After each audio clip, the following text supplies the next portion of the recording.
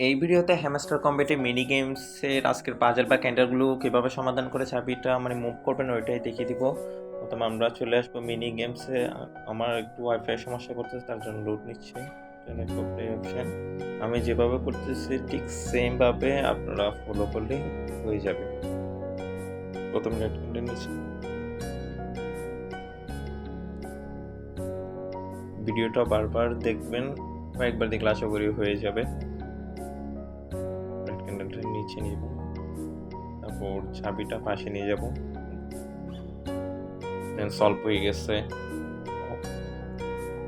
টাইমই সাপ দেখাচ্ছে, আমি করতে হয়তো কয়েক সেকেন্ড বেশি নিয়ে নিয়েছি আসলে নেটওয়ার্ক সমস্যার কারণে। আর আমি আপনাদের ভিডিওতে কথা বলতে গিয়ে হয়তো একটু কয়েক সেকেন্ড বেশি লাগছে। আসলে আমি তো টাইমের ভিতরেই করছি।